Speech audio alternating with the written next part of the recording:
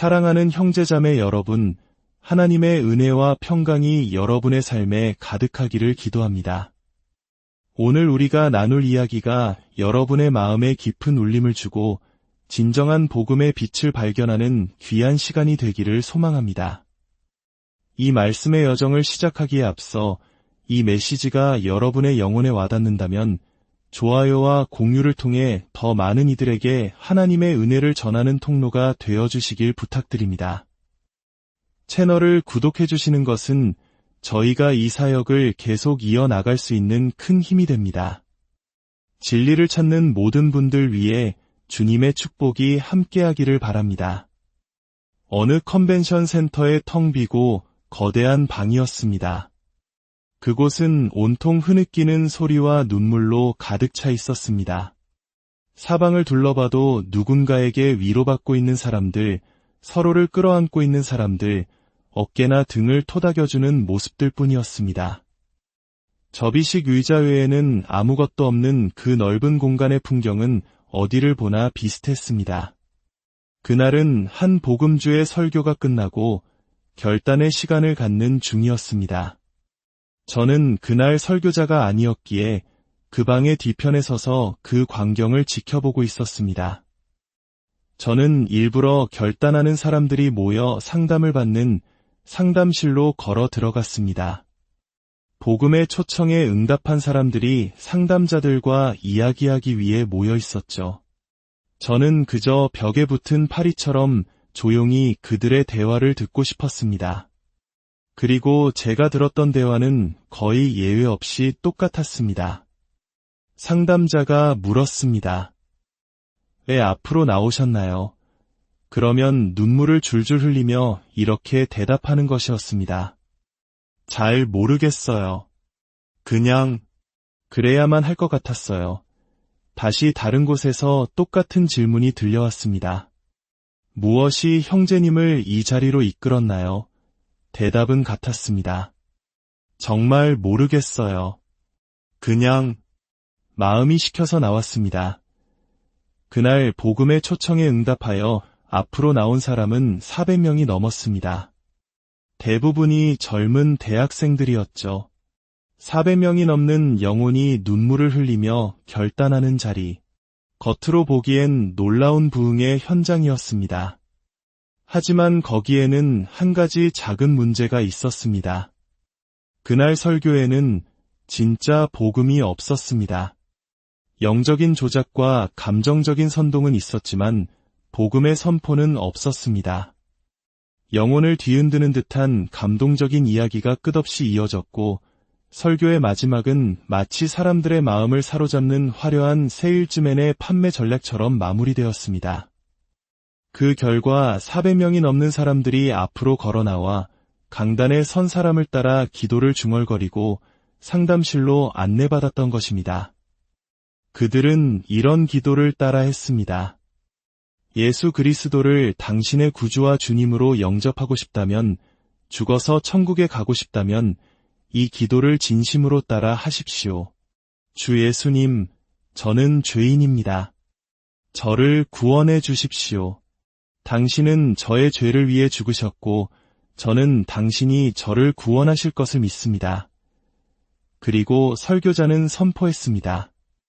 여러분이 이 기도를 진심으로 따라했다면 여러분은 거듭난 것입니다.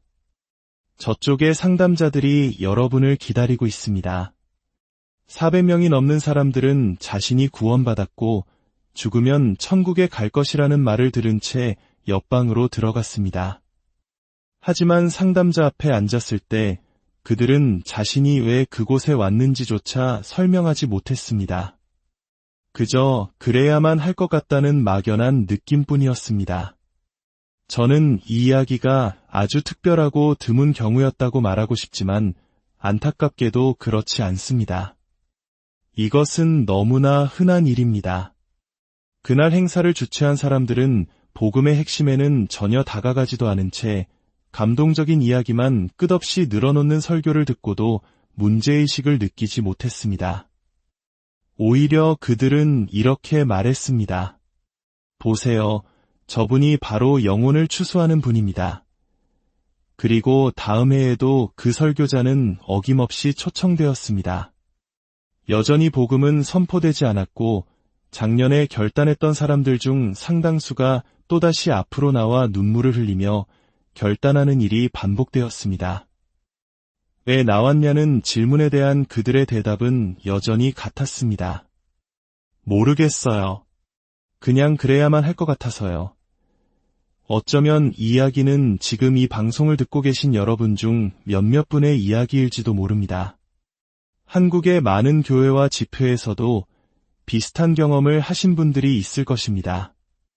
이런 종류의 감정적 조작과 교묘한 상술에 넘어가 복음의 진정한 의미는 알지 못한 채 그저 무언가를 해야 한다는 압박감을 느꼈던 경험 말입니다. 그로 인해 어떤 분들은 수년 동안 자신의 구원에 대해 의심하고 괴로워했을 것입니다. 왜냐하면 그들은 복음을 제대로 듣지 못했고 진정으로 회심하지 않았는데도 누군가가 당신은 구원받았다고 말해주었기 때문입니다. 심지어 성경책 앞면에 구원받은 날짜를 적으라고까지 했을지 모릅니다. 이날 당신의 이름이 어린 양의 생명책에 기록되었습니다. 하지만 일주일이 지나고 한 달, 1년이 지나도 당신의 삶 속에는 구원의 증거라고 할 만한 것이 아무것도 나타나지 않았습니다. 내면에서도 주변에서도 삶의 어떤 부분에서도 변화를 찾아볼 수 없었습니다. 그러면 이제 어떻게 해야 할까요? 지난 몇 년간 주변 사람들에게 자신은 크리스천이라고 구원받았다고 말하고 다녔는데 말입니다.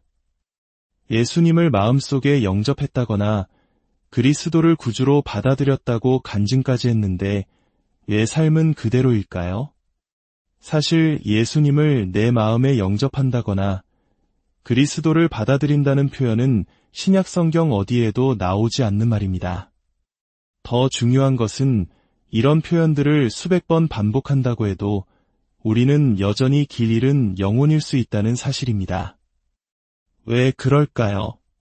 모든 것은 복음을 제대로 이해하지 못하고 온전히 파악하지 못하며 정확하게 선포하지 못하는 실패에서 비롯됩니다.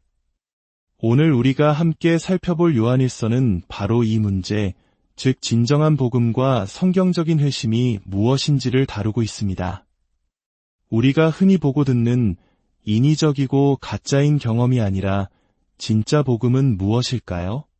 복음은 그저 몇 가지 명제를 나열하고 정해진 기도문을 따라 하는 것일까요? 아니면 그보다 훨씬 더 광대하고 깊은 것일까요?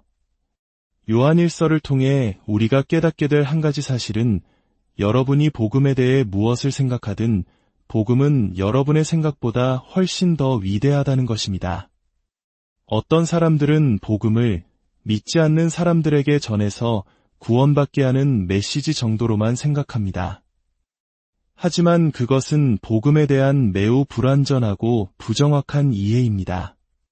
복음은 단지 믿지 않는 사람들만을 위한 것이 아닙니다.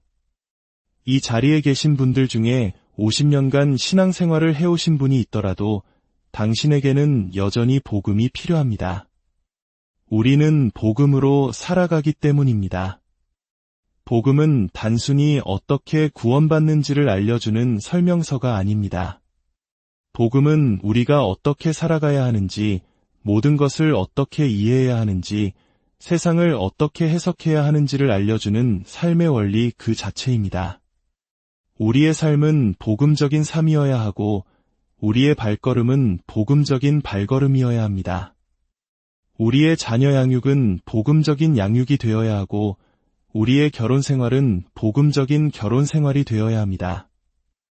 복음은 누군가의 팔을 감정적으로 비틀어 정해진 기도문을 읽게 만드는 몇 가지 명제 따위가 아닙니다. 안타깝게도 오늘날 대부분의 상황에서 그것이 복음으로 통용되고 있습니다. 특히 어린아이들에게 단순화된 버전의 복음을 주입하며 누군가를 따라 기도만 하면 구원받을 수 있다고 설득하는 것은 매우 위험한 일입니다. 저는 어린아이가 구원받을 수 없다고 말하는 것이 아닙니다. 하지만 나중에 성장하여 어렸을 때 시키는 대로 기도는 했지만 정말 구원받았는지 모르겠어요. 삶에 아무런 증거가 없었어요. 라며 혼란스러워하는 청년들을 너무나도 많이 만나왔습니다. 오늘 우리는 요한일서 1장 1절부터 4절까지의 말씀을 통해 이 복음이 얼마나 거대하고 중요한 것인지 그 그림을 보게 될 것입니다. 사도 요한은 거짓 교사들과 맞서 진짜 복음, 참된 복음을 변호하고 있습니다. 그렇습니다. 참된 복음이 있고 거짓 복음이 있습니다. 복음을 전한다고 주장하는 모든 사람이 다 참된 복음을 전하는 것은 아닙니다.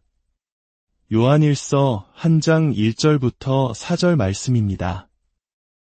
태초부터 있는 생명의 말씀에 관하여는 우리가 들은 바여 눈으로 본 바여 자세히 보고 우리의 손으로 만진 바라 이 생명이 나타내신 바 된지라.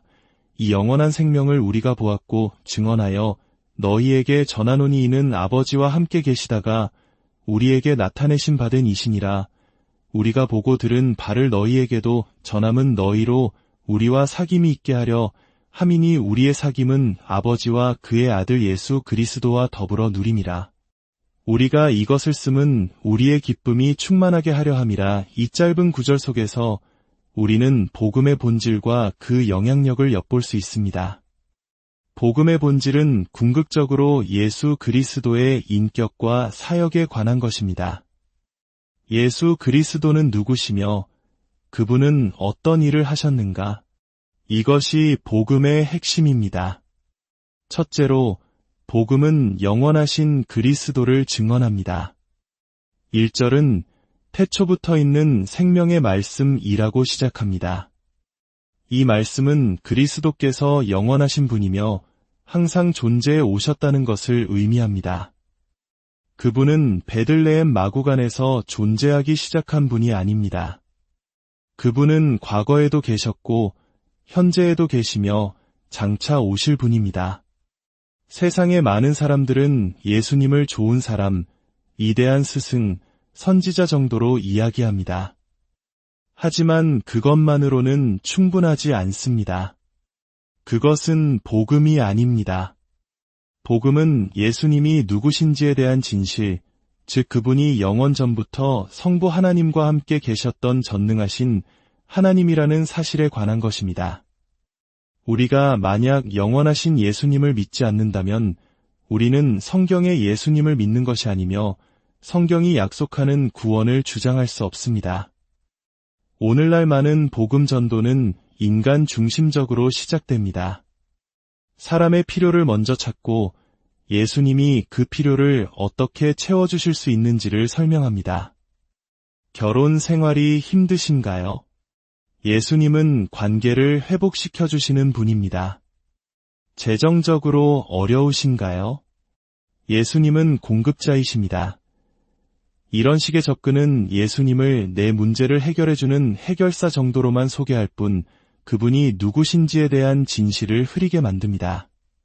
하지만 복음은 당신의 필요에서 시작하지 않습니다. 복음은 하나님이신 예수 그리스도에게서 시작합니다. 둘째로, 복음은 창조주이신 그리스도를 증언합니다. 요한이 태초부터라는 표현을 사용한 것은 예수님께서 단지 영원하실 뿐만 아니라 온 세상을 창조하신 창조주이심을 말하기 위함입니다. 요한복음 1장 3절은 만물이 그로 말미암아 지은 바 되었으니 지은 것이 하나도 그가 없이는 된 것이 없느니라고 말씀합니다. 예수 그리스도는 모든 만물의 창조주이십니다. 그분은 이 세상 모든 것의 주인이시며 그분의 주권과 능력의 영역을 벗어나는 것은 아무것도 없습니다. 우리가 선포하는 예수님이 바로 이 창조주 예수님이 아니라면 우리는 복음을 선포하는 것이 아닙니다. 셋째로, 복음은 역사 속으로 오신 그리스도를 증언합니다. 요한은 우리가 들은 바여 눈으로 본 바여 자세히 보고 우리의 손으로 만진 바라고 강조합니다. 이는 영원하시고 모든 것을 창조하신 하나님께서 시간과 역사 속으로 직접 들어오셔서 육신을 입은 인간이 되셨다는 놀라운 진리를 말해줍니다. 당시에는 물질은 악하기 때문에 거룩한 하나님이 결코 인간의 몸을 입을 수 없다고 주장하는 영지주의라는 이단 사상이 있었습니다. 그들은 예수님이 진짜 인간이 아니라 그저 영적인 존재가 사람처럼 보였을 뿐이라고 주장했습니다. 요한은 이에 정면으로 맞서 싸웁니다. 예수님은 진짜로 육신을 입고 오셨습니다. 왜 이것이 중요할까요? 왜냐하면 예수님께서 인간으로 오셨기에 우리를 대신하여 율법을 완전히 지키실 수 있었고 우리를 대표하여 십자가에서 죽으실 수 있었기 때문입니다. 그분이 진정한 인간이 아니었다면 그분의 의가 우리에게 전가될 수 없으며 우리는 결코 하나님 앞에서 의롭다 함을 얻을 수 없습니다. 예수님께서 참 인간이 아니었다면 복음의 근간이 무너지는 것입니다. 그래서 요한은 부활하신 예수님을 도마가 만졌던 사건, 예수님께서 제자들과 함께 생선을 드셨던 사건을 통해 그분의 역사성과 육체성을 끈질기게 증언하는 것입니다. 그렇다면 이 진짜 복음은 우리에게 어떤 영향을 미칠까요? 첫째, 복음은 우리에게 참된 교제를 가져다 줍니다. 3절에서 요한은 우리가 보고 들은 바를 너희에게도 전함은 너희로 우리와 사귐이 있게 하려 함이니라고 말합니다. 참된 복음을 믿고 받아들일 때에만 우리는 하나님과 참된 사귐을 가질 수 있고 또한 다른 성도들과도 참된 교제를 나눌 수 있습니다. 교리는 사람을 나누는 것이 아닙니다. 오히려 참된 교리는 우리를 하나로 묶습니다. 우리를 나누는 것은 교리가 아니라 교리를 받아들이지 않으려는 죄와 불순종입니다. 우리가 예수 그리스도라는 반석 위에 함께 서 있을 때 우리는 비로소 진정한 연합을 경험하게 됩니다. 둘째, 복음은 우리의 기쁨을 충만하게 합니다. 4절에서 요한은 우리가 이것을 쓰면 우리의 기쁨이 충만하게 하려 함이라고 말합니다. 이것은 마치 전쟁터 한가운데서 사랑의 노래를 부르는 것과 같습니다. 요한은 거짓 교사들과 치열하게 싸우면서도 그의 궁극적인 목적은 분열이 아니라 기쁨의 회복이었습니다. 무엇이 사도 요한의 기쁨을 충만하게 했을까요? 그것은 바로 죄인들이 참된 복음을 듣고 구원받아 하나님과 그리고 성도들과의 교제 안으로 들어오는 것을 보는 것이었습니다. 우리에게 이보다 더 큰 기쁨을 주는 것은 없어야 합니다. 잃어버린 영혼이 구원받는 것보다 더 기쁜 일은 없습니다. 우리는 자녀가 태어났을 때 세상 가장 큰 기쁨을 느낍니다. 하지만 그 기쁨은 끝이 아닙니다. 그 아이가 태어나는 순간부터 우리 마음속에는 더 큰 소망이 불타오릅니다. 하나님, 이 아이를 구원해 주십시오.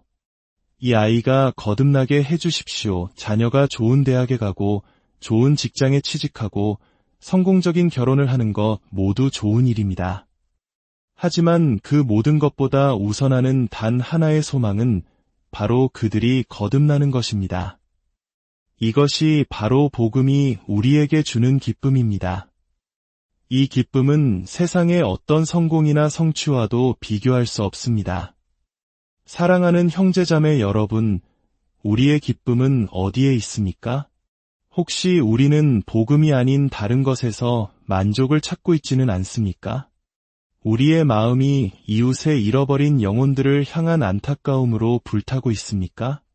요한의 기쁨이 우리의 기쁨이 되기를 소망합니다. 만약 여러분 중에 과거에 조작되고 예곡된 복음을 듣고 상처받고 혼란스러워했던 분이 있다면 오늘 참된 복음 앞에 나오시기를 간절히 기도합니다. 여러분의 죄악됨을 있는 그대로 인정하고 그것으로부터 돌이켜 오직 예수 그리스도께로 나아가십시오. 그분이 십자가 위에서 이루신 완전한 사역, 그분의 완전한 순종과 대속의 죽음을 믿음으로 붙드시기 바랍니다. 그럴 때만이 우리는 거룩하고 위로우신 하나님 앞에 용서받고 설 수 있습니다. 그럴 때만이 여러분은 그리스도 안에서 새로운 피조물이 되며 누구도 흉내낼 수 없는 성령의 열매를 맺게 될 것입니다. 그리고 하나님과 그리고 형제자매들과의 온전한 연합 안에서 충만한 기쁨을 누리게 될 것입니다. 주님께서 여러분 각 사람에게 이 놀라운 은혜를 부어주시기